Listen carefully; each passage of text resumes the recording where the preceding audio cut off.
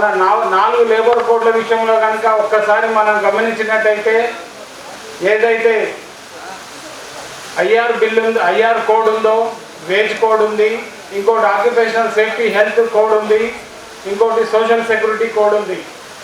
ఈ 4 కోడ్లు ఒక 29 కోడ్లని గుర్తించి అందులో నుంచి 4 కోడ్లు ఈరోజు ప్రభుత్వం గత సంవత్సరం నవంబర్ 21 తేదీ నాడు గజెట్ నోటిఫికేషన్ ఇచ్చి ఆ నోటిఫికేషన్ ద్వారా ఏప్రిల్ 1, 2026 నుంచి అమలు చేస్తామని చెప్పి ప్రకటించడం జరిగింది.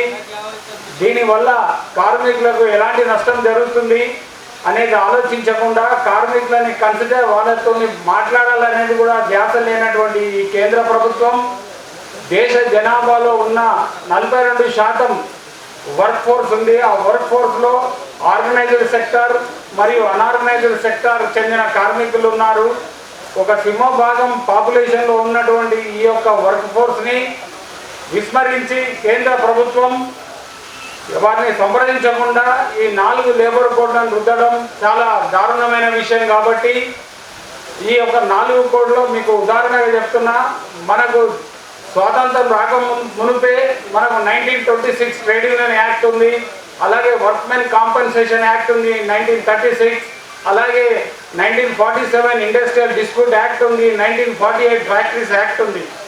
అయితే ఇప్పుడు ఈ ప్రభుత్వం ఏం చేసిందంటే ఏవైతే చట్టపరంగా మనకు కార్మికులకు సంక్రమించినటువంటి చట్టాలు ఉన్నాయో వారికి ఒక సేఫ్ గార్డ్గా వారి యొక్క ఇంట్రెస్ట్ని కాపాడుతూ వారి ప్రయోజనాలను కాపాడేటువంటి చట్టాలని కనుక మనం అమలు చేస్తే కేంద్ర ప్రభుత్వం ఎవరికైతే ఈ యొక్క కార్మిక చట్టాలు తీసుకొచ్చి వారికి మేలు చేయాలని చూస్తుందో మనందరికీ తెలుసు. ప్రధాని మోడీకి సన్నిహితులైనటువంటి అదానీ, అంబానీ, అలాగే గుజరాత్కు చెందిన వీరు పారిశ్రామికవేత్తలకు ఒక రెడ్ కార్పెట్ వేసి వారికి ఈజ్ ఆఫ్ డూయింగ్ కింద వారిని ఆహ్వానించి మొత్తం దేశవ్యాప్తంగా ఈ యొక్క కార్మిక చట్టాలను నిర్వీర్యం చేసి వారికి మేలు చేసే విధంగా ప్రయత్నం చేస్తున్నటువంటి ఈ యొక్క కేంద్ర ప్రభుత్వ విధానాలకు నిరసనగా మనం ఈ స్ట్రైక్ని 12వ తేదీ నాడు చేయడానికి మనం నిర్ణయించడం జరిగింది.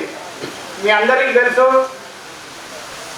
ఈ యొక్క ఓఎస్హెచ్ కోడ్ ఒక ఉదాహరణ చెప్పి మీకు నేను ముగిస్తాను.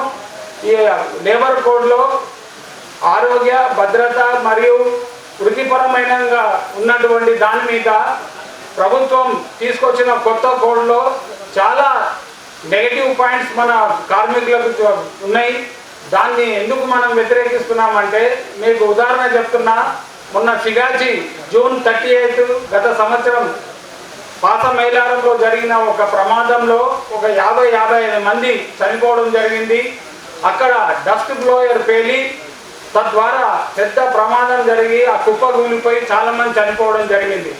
అలాంటి సందర్భంలో ఏమవుతుందంటే పాత చట్టాలలో ఏముంది, దానికి ఎన్ఫోర్స్మెంట్ అథారిటీస్ అయినటువంటి ఎనాక్ట్మెంట్స్ ఏవైతే ఉన్నాయో కార్మిక చట్టాలు వర్తించేటివి, వర్క్మెన్ కాంపెన్సేషన్ అనుకోండి, ఫ్యాక్టరీస్ యాక్ట్ అనుకోండి, వాళ్ళందరూ ఇన్స్పెక్టర్ ఆఫ్ ఫ్యాక్టరీస్ కానీ కార్మిక శాఖ జాయింట్ కమిషనర్ ఎవరైతే కాంట్రాక్ట్ లేబర్కు లైసెన్స్ ఇవ్వడం జరుగుతుందో వీళ్ళందరూ కూడా ఇన్వాల్వ్ అయ్యి దాని మీద ఒక సమగ్రమైన రిపోర్ట్ ఇవ్వడం జరుగుతుంది.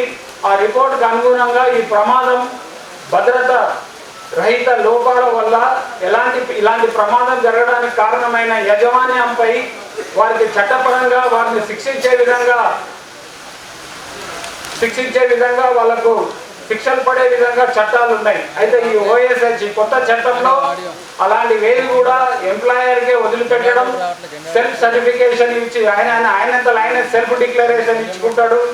అలాగే ఎన్ఫోర్స్మెంట్ అథారిటీ ఓన్లీ ఫెసిలిటేటర్గా అక్కడ వాళ్ళ యొక్క డ్యూటీ నిర్వహించడం జరుగుతుంది. ఈ యొక్క ప్రభుత్వ అధికారులు కేవలం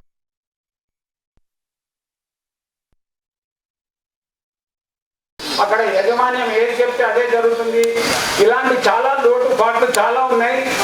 కాబట్టి ఈ యొక్క సదస్సు చాలా మంది వక్తలు ఉన్నారు, స్పీకర్స్, మన అధ్యక్ష వర్గం వారు కూడా వారి అభిప్రాయాలు చెప్తారు. మా ఏఐటిసి తరఫు నుంచి మేము దీన్ని జయప్రదం చేయడానికి మా వంతు కృషి మేము చేస్తూ